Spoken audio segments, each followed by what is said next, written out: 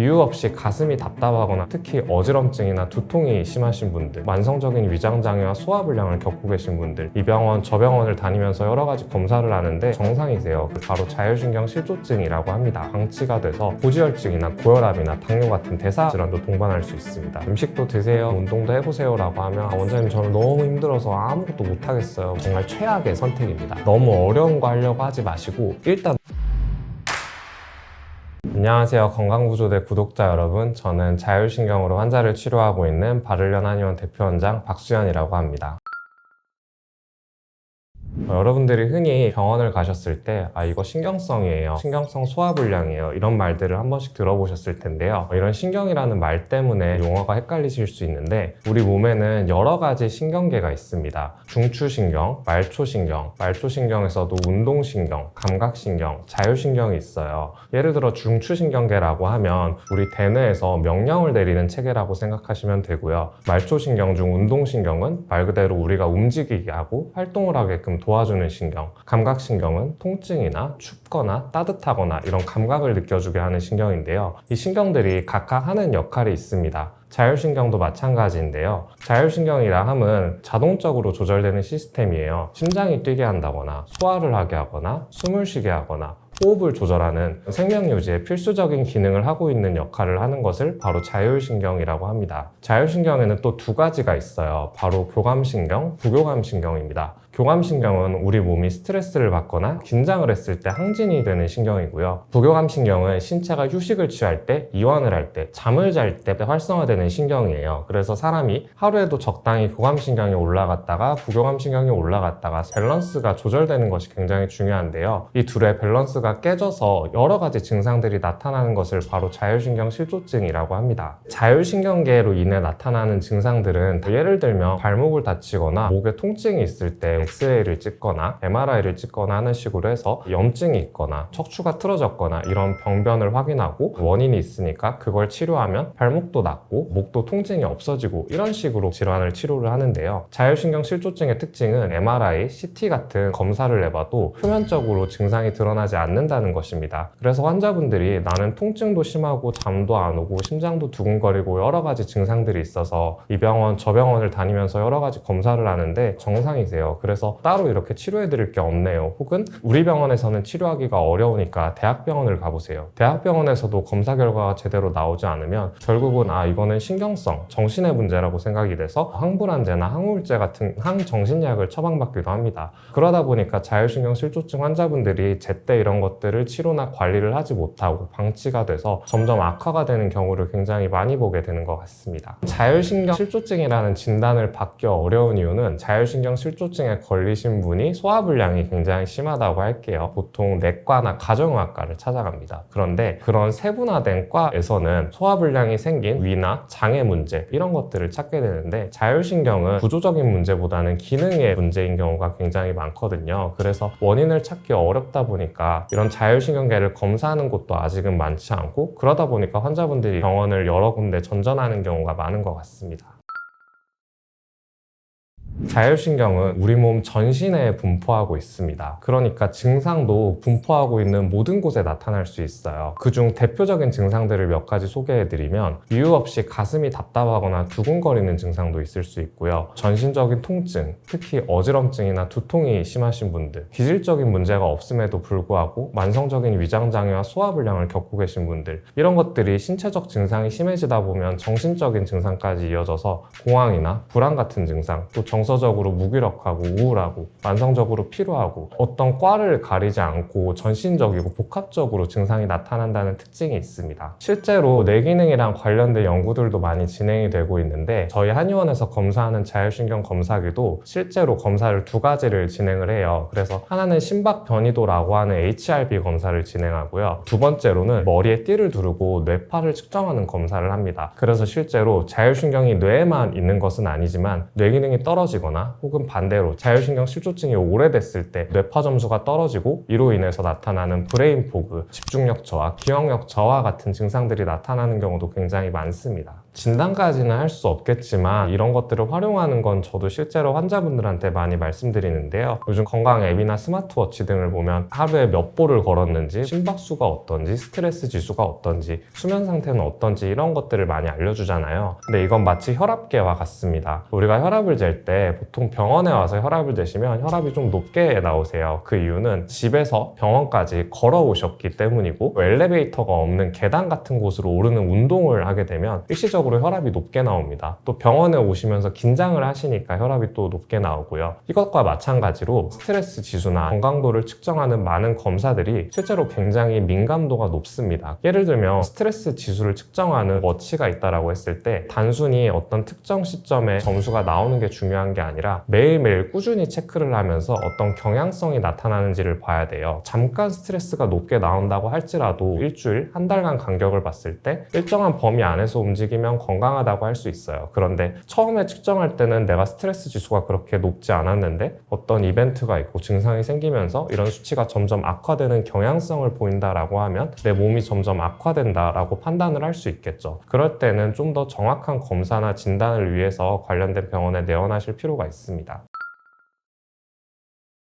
자율신경 실조증에 많이 걸리는 분들의 특징이 있어요. 쉴 줄 모르고 뭐든지 열심히 하고 완벽주의 성향이 있고 이런 분들이 굉장히 많습니다. 이런 분들의 특징은 내가 그냥 뭔가 열심히 하면 이거에 대한 결과라는 피드백을 그동안 살면서 많이 얻어오셨던 분들이거든요. 그러니까 항상 뭐든지 남들보다 열심히 하고 과하게 하려고 하고 이런 성격들이 있어요. 이게 업무나 일에서는 굉장히 장점이 될 수 있겠죠. 그런데 치료를 할 때도 예를 들면 환자분한테 처음에 유산소 운동을 좀 하시면 좋아서 달리기를 좀 하세요라고 하면 한두 시간씩 10km 이렇게 뛰시고 이런 분들이 있거든요. 이런 것들이 좋지 않습니다. 기본적으로 너무 완벽하게 하거나 열심히 하려는 성향이 오히려 이런 자율신경 실조증 치료를 방해할 수 있어요. 쉴 때는 쉬고 또 여유를 가지고 느긋하게 해야 되고 당장 오늘 하지 않아도 큰일 나지 않는다는 사실을 알아야 됩니다. 제가 환자분들을 2,000명을 뵙다 보면 10명 중 5명에서 많으면 7명까지는 기질적으로 좀 예민한 면이 있으신 것 같아요. 이런 예민하다라고 하는 게 사실 부정적인 뉘앙스로 들릴 수도 있겠지만 이건 첫 번째는 성격이 예민한 게 아니라 몸이 예민하다라는 뜻이 될 수 있고요. 두 번째로는 예민하다라는 말을 반대로 생각하면 좀 섬세한 분들이 굉장히 많으세요. 같은 자극이 들어왔을 때도 남들보다 더 크게 받아들이고 예를 들어 스트레스라고 치면 스트레스가 10만큼 들어왔으면 10만큼만 받아야 되는데 이걸 20, 30, 50, 100 이렇게 받으시는 분들이 계시거든요. 그래서 이런 분들이 똑같은 자극이 들어와도 몸이 더 민감하게 반응을 하다 보니까 자율신경도 마찬가지로 그렇게 반응을 하게 돼서 예민하신 분들이 자율신경 실조증에 걸리는 경향이 있긴 하는 것 같습니다. 학생분들이나 직장인분들은 집단 생활을 많이 하시니까 아실 텐데 어떤 사람은 조금만 누가 뭐라고 해도 굉장히 크게 받아들이고 상처받고 또 오래 가시는 분들이 있는 반면 주위에 둔하신 분들이 있잖아요. 누가 이렇게 뭐라고 해도 크게 반응하지 않고 개의치 않고 남신경 잘 안 쓰는 사람, 사실 이런 사람들은 자율신경 실조증에 걸리는 경우는 많지 않은 것 같습니다. 완전히 틀린 말은 아니지만 스트레스 병이라고 하면 반은 맞고 반은 틀린 말이라고 생각합니다. 예를 들면 스트레스로 인해서 자율신경 실조증이 생길 수는 있어요. 그런데 이 스트레스 말고도 환경 독소라던가 음식물이라던가 여러 가지 원인들이 다른 것들로 인해서 자율신경 실조증이 발생할 수 있고요. 하다못해 큰 사고나 트라우마를 겪고 나서 이런 증상이 생길 수도 있습니다. 또 스트레스 병이라고 하면 사람들이 야 요즘 누가 스트레스 안 받아 혹은 스트레스 좀 풀면 되지 아니면 스트레스 뭐 안 받게끔 하면 되지라고 생각하시는데 사실 그게 생각보다 쉽지 않습니다. 그래서 스트레스로 인해서 자율신경계 질환들이 많이 발생하는 것은 맞지만 100%는 아닌 것 같고요. 치료를 할 때도 치료하는 사람 입장에서는 제가 환자분의 스트레스 자체를 없앨 수는 없거든요. 예를 들면 이분이 직장에서 스트레스를 받고 집안에서 스트레스를 받고 이런 경우가 굉장히 많은데 제가 그걸 다 따라다니면서 치료해 드릴 수는 없잖아요. 그래서 저는 기본적으로 스트레스를 받았을 때 이거에 대한 몸의 몸의 저항력, 그러니까 스트레스를 이길 수 있는 힘을 길러주는 역할을 한다고 말씀을 좀 드리고 있거든요. 그래서 이게 단순히 스트레스 병이 아니라 자율신경은 그것보다는 조금 더 심층적인 질환이라고 생각하시면 될 것 같습니다. 자율신경계 장애는 보험코드에 등록이 되어 있거든요. 2010년대 이후부터 젊은 층에서 특히 자율신경 실조증으로 내원하시는 환자분들의 빈도가 점점 늘고 있습니다. 다른 게 아니라 특히 한국 사회의 여러 문화적인 요소들도 원인이 되고 있다고 보고 있는데요. 예를 들면 한국 사회 같은 경우는 경쟁이 치열한 사회고 노동시간도 길고 남의 시선을 많이 의식하는 사회 분위기가 있습니다. 다른 나라에 비해서 통근 시간도 길죠. 외국 같은 경우는 20분, 30분 정도 출퇴근 시간이 적당하다라고 보거든요. 우리나라는 그렇지 않죠. 강남역이나 사당 이런 데 가보면 사람들이 광역버스 타고 한두 시간씩 이렇게 출퇴근하시잖아요. 이런 식으로 우리가 정서적으로 받는 게 아니어도 하루 24시간이 어쩔 수 없이 스트레스를 많이 받을 수밖에 없는 환경인 것 같아요. 그러다 보니까 최근에 20, 30대, 30, 40대에서 사회활동을 활발히 하시는 분들도 자율신경 실조증에 많이 걸리시고 특히 스트레스를 받을 때는 괜찮았는데 스트레스가 끝난 이후에 증상이 생기시기도 하시거든요. 그래서 저희 환자분들 중에도 나 일할 때는 괜찮았는데 막상 정년퇴직하시고 마음이 편할 줄 알았는데 그때부터 아팠어요 라고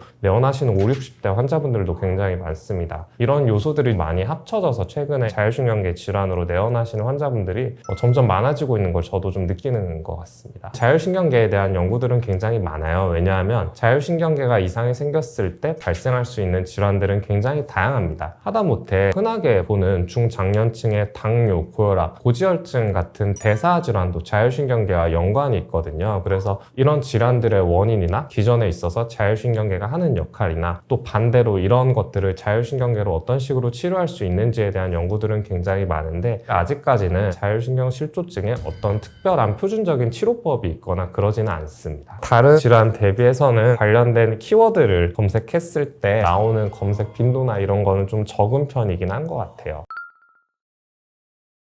사실 답변해 드리기가 조금 어려워요. 왜냐하면 기본적으로 똑같이 내가 자율신경 실조증이 있어도 증상이 사람마다 천차만별이거든요. 나이가 20, 30대면서 증상이 생긴 지 한 달도 안 된 사람과 나이가 5, 60대 혹은 그 이상이면서 증상이 10년 이상이 됐을 때 필요한 치료나 기간이나 치료율이 당연히 달라질 수밖에 없잖아요. 그런데 이게 무조건 치료가 된다고 말씀드릴 수도 없고 이게 아예 안 된다라고 말씀드리기도 굉장히 좀 난처할 때가 있거든요. 그런데 이때 중요한 건 이런 자율신경계 질환은 충치와 같습니다. 이빨이 썩었을 때 빨리 치과에 가서 치료를 하면 레진이나 아말감으로 떼우고 치료가 끝나죠. 비용도 얼마 안 들고 기간도 되게 짧게 끝납니다. 그런데 충치를 방치하고 이가 다 썩어서 신경까지 손상을 시키면 이를 파내야 되잖아요. 그러니까 자율신경도 똑같은데 이게 빨리 치료하면 빨리 치료하고 관리할수록 좋아지거든요. 반대로 방치하면 방치할수록 치료율이 좀 떨어지는 경향이 있습니다. 그래서 증상을 좀 빨리 치료하고 얼마 안 됐을수록 거의 100% 완치에 돌아갈 수 있다라고 말씀을 드리고 증상이 진행되면 진행될수록 100% 돌아가는 건 아니어도 80%, 50% 이런 식으로 돌아갈 수 있다라고 말씀을 드리거든요. 환자분들마다 본인이 체질적으로 혹은 유전적으로 가지고 있는 약한 부분에 따라 다른데 초기에는 단순한 증상부터 시작해요. 소화가 좀 안 된다? 잠이 좀 안 온다? 두통이 생긴다? 이런 식으로 가다가 증상이 레벨업을 합니다. 중간에는 통증이 굉장히 심해져서 머리만 아픈 게 아니라 눈, 이빨 이런 통증까지 느끼게 되고 이게 전신으로 퍼지시기도 하고요. 실제 질환과 이어져서 생활습관이 특히 망가져 있으신 분들은 고지혈증이나 고혈압이나 당뇨 같은 대사 질환도 동반할 수 있습니다. 그리고 이런 것들은 결국 몸 안에 만성적인 염증을 만들게 되거든요. 만성 염증이 일으킬 수 있는 대표적인 질환이 바로 동맥경화증, 심근경색, 뇌졸중 이런 것들이거든요. 이런 식으로 처음에는 단순히 동네 병원에 가면 될 것만 같은 증상에서 시작해서 점점점 만성질환, 대사질환으로 이어지고 나중에는 생명을 위협할 수 있는 심각한 질환으로도 이어질 수 있습니다.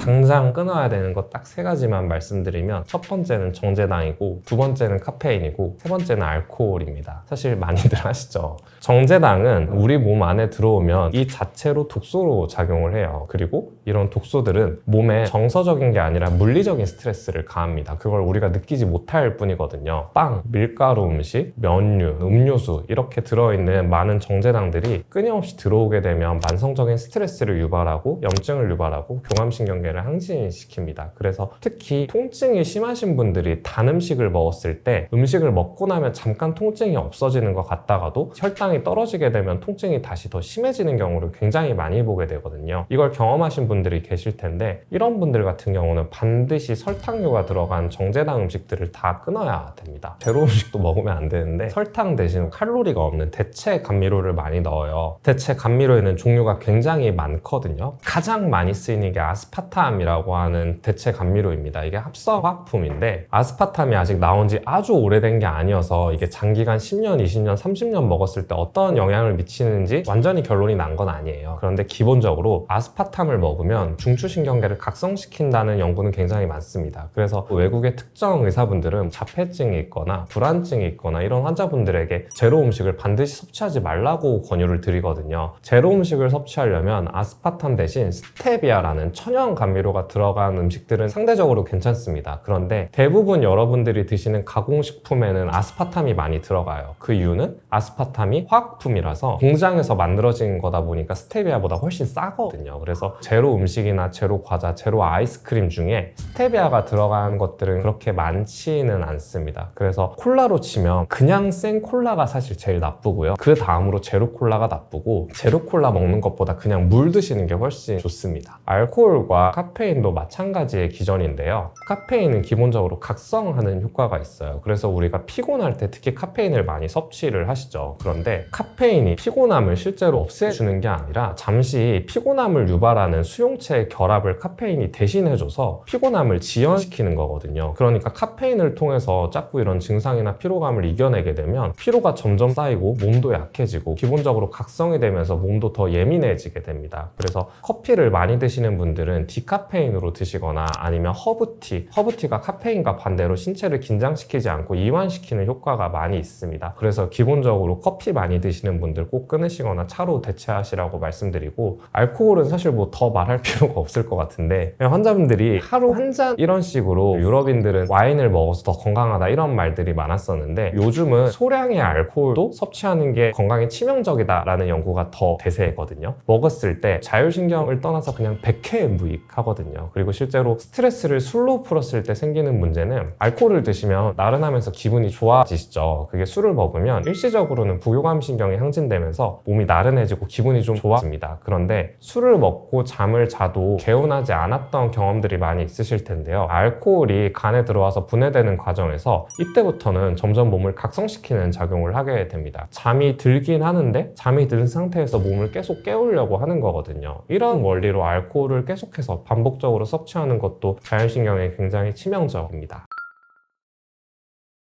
한식이 되게 사실 건강하다라고 많이 생각하지만 한식에도 좀 단점이 많아요. 예를 들면 탄수화물 위주의 흰쌀이 들어간 식사를 하게 되는 게 일단 문제가 되고요. 기본적으로 염분이 많습니다. 국물을 많이 섭취하는 문화가 있어서 그렇거든요. 그런데 이때 제가 생각하는 한식 중에 가장 좋은 음식 중 하나가 바로 청국장인데요. 청국장은 기본적으로 우리가 유산소 섭취를 하는 거라고 생각하시면 됩니다. 그런데 이게 결국은 자율신경이라는 게 뇌기능과 연관이 된다고 말씀드렸잖아요. 근데 실제로 장과 뇌는 멀리 떨어져 있지만 굉장히 밀접하게 연관이 돼 있거든요. 그래서 유럽이나 미국의 특정 정신과 분야에서 연구를 하는 의사분들은 이런 뇌질환이라고 하면 단순한 불안이나 공황, 우울과 같은 정신과 질환부터 자폐라던가 치매 같은 이런 질환들을 장내 미생물 환경을 개선해서 치료하려는 연구들도 굉장히 많이 진행이 되고 있어요. 그런 치료 방법들은 굉장히 많지만 기본적으로는 좋은 음식들, 좋은 유산균을 많이 섭취하는 게 중요한 거거든요. 그런데 한식 중에서 대표적으로 그런 유산균을 섭취할 수 있는 게 청국장이어서 그렇습니다. 호불호가 좀 갈리는 음식이긴 한데 이런 것들을 좀 굉장히 많이 추천을 드리고요. 두 번째로 생활습관 중 운동에 대해서 말씀드리면, 어떤 운동이든 상관없는데 일단 운동을 아예 안 하시는 분들이라고 하면 너무 어려운 거 하려고 하지 마시고 일단 움직이셔야 됩니다. 자율신경 실조증이 있으신 분들이 피곤함이나 무기력감 굉장히 많이 호소하시거든요. 그래서 이런 분들이 음식도 드세요, 운동도 해보세요 라고 하면 원장님 저는 너무 힘들어서 아무것도 못하겠어요, 뭐 밖에도 밖에도 못 나가겠어요. 그냥 침대에만 있을래요. 이렇게 많이 말씀하시는데 아무것도 안 하는 게 정말 최악의 선택입니다. 밖에 나가서 운동을 가볍게라도 할 수 있으면 좋고요. 세계보건기구에서 건강을 위해 권장하는 운동은 중강도 운동을 일주일에 3번에서 5번 150분 이상 하라고 권장하고 있습니다. 중강도 운동이랑 하면 우리가 땀이 나고 호흡이 약간 가쁜데 대화는 가능한 정도의 운동을 말해요. 그래서 가벼운 러닝, 수영, 에어로빅 이런 운동들을 하루에 30분에서 1시간 3번에서 5번 정도 하시는 게 제일 좋고요. 만약 이것도 못하겠다라고 하면 밖에서 걷기라도 하셔야 됩니다. 이것도 힘들겠다라고 하면 집 안에서 가만히 침대나 소파에 누워 계시지 마시고 계속 움직이셔야 돼요. 하다못해 집안일을 하는 것도 어느 정도 운동은 되거든요. 그래서 운동이라는 걸 너무 거창하게 어떤 특정 종목을 하는 게 아니라 움직이는 것 자체로 신체의 활동성이 생기면서 오히려 움직이면 덜 피곤할 수 있습니다. 세 번째로는 평상시에 호흡법에 대해서 말씀드리고 싶은데 복식 호흡이 건강에 좋다는 건 사실 누구나 알고 계시잖아요. 그래서 복식 호흡이 중요한 이유는 기본적으로 우리가 편안한 상태에서는 적당히 흉식 호흡도 하고 복식 호흡도 하고 이게 섞여 있거든요. 그런데 사람들이 항상 긴장을 받고 스트레스를 받다 보니까 복식 호흡, 그러니까 숨을 깊게 들이마시고 내쉬는 이런 호흡을 할 시간이 없으세요. 그래서 숨을 다들 짧게 헐떡거리면서 쉬시거든요. 그래서 복식 호흡이 좋다라고 하는 건데 이걸 내가 의도적으로 하는 방법도 있지만 아주 쉽게 할 수 있는 방법이 있습니다. 그 취미로 노래 부르는 거 좋아하시고 요즘 코인 노래방 이런 데도 많이 가시는데 노래 부르는 게 실제로 어떤 연구에서 통증이 있는 사람들을 모아놓고 합창을 시켰는데 합창을 시키고 나니까 합창을 시키기 전보다 통증이 일단 줄었고 이 효과가 단기간에 그치는 게 아니라 어느 정도 시간이 지속된다라고 밝힌 연구가 있거든요. 이렇게 될 수 있는 이유는 노래를 부를 때 기본적으로 발성을 하기 위해서 숨을 깊게 들이마셨다가 내쉬기 때문입니다. 내가 그냥 말을 할 때와 다르게 노래를 부르려고 하면 자동적으로 복식 호흡을 한다는 뜻이거든요. 이런 식으로 취미 활동 안에서도 자율신경계를 덜 예민하게 만들고 안정화시킬 수 있는 방법들이 굉장히 많이 있어요. 그래서 밥 먹는 거, 운동, 취미생활을 좀 적절하게 여러 가지를 같이 하시라고 많이 말씀드리고 있습니다. 저도 기질적으로 예민함이 있거든요. 저는 몸도 좀 예민한 편이고 성격도 약간 남자치고는 예민한 편인데 예를 들면 잠에 들 때 바깥에서 조금만 소리가 들려도 바로 깨고 이런 타입이에요. 이게 기본적으로 스트레스에 대한 저항력이 떨어지다 보니까 저는 수험생 때 이런 질환들이 좀 있었거든요. 근데 뭐 소화가 잘 안 되거나 두통이 있거나 좀 피곤하거나 잠 못 자고 뭐 이런 증상들이 굉장히 심했었고 특히 밥을 잘 못 먹어서 급식도 잘 못 먹고 그랬던 적이 있었어요. 근데 물론 당시에는 자율신경 실조증이라는 개념도 사실 잘 없었을 것 같고 저도 당연히 몰랐고 특별히 치료를 받은 적은 있었지만 확 나은 게 아니라 서서히 대학에 진학하고 나서 점점 완치되는 과정을 가게 되었거든요. 그런데 지금 돌이켜서 생각을 해보면 그때 당시에 저도 막 증상들이 많이 나타나고 그리고 성장기 때는 사람이 잘 안 아프잖아요. 10대 때니까. 근데 저만 자꾸 유독 피곤하고 통증도 심하고 소화도 잘 안 되고 이런 것들 때문에 진단도 잘 안 되고 그래서 굉장히 힘들었던 기억들이 있는데 이게 결국은 자율신경을 치료할 때 필요한 원칙들 너무 완벽하게 하려고 하지 말고 좀 여유를 가지고 생활 습관을 천천히 바꿔가는 것들 그런 것들로 저는 치료가 좀 많이 됐던 것 같아요. 제가 수험생 시절을 지나고 나서 1년을 더 공부해서 이제 대학에 들어갔는데 사실 1년 더 공부할 때 재수생활이 흔히 힘들 거라고 많이 생각하지만 사실 그때 저는 좀 마음이 편했거든요. 왜냐하면 고등학교는 아무래도 엄격한 규율도 있고 공부 말고도 신경 써야 될 것들이 굉장히 많았는데 학원 다니고 할 때는 사실 그런 것들이 없다 보니까 저한테 스트레스를 유발하는 그런 요인들이 많이 없어졌었어요. 그러면서 그냥 내가 좋아하는 것에만 좀 집중을 할 수 있게 되고 또 나중에 대학을 진학하면서 뭐 이런 수험 생활에 대한 스트레스도 없어지고 또 다른 활동도 하게 되고 더 많이 움직이게 되고 원래 좋아하던 운동도 많이 하게 되고 이러면서 서서히 뭐 밥도 먹게 되고 피로감도 개선이 되고 이런 식으로 개선이 되었거든요. 그래서 그 이후로는 저도 저의 이런 예민함이라는 기질에 대해 잘 알고 있다 보니까 항상 제가 가진 기질의 장점은 좀 많이 살리려고 하고 단점은 좀 보완하는 식으로 삶을 살고 있습니다. 이렇게 살고 있으면 덜 예민한 사람이랑 크게 다르지 않게 생활을 할 수 있거든요. 그래서 지금 이렇게 내가 많이 예민한 것 같고 막 증상이 심한 것 같아도 하나씩 좀 톱니바퀴를 맞추듯이 잘 교정을 해나가다 보면 하나씩 좋아지기 시작하거든요. 그런 식으로 생각을 하시면 좋지 않을까 싶습니다.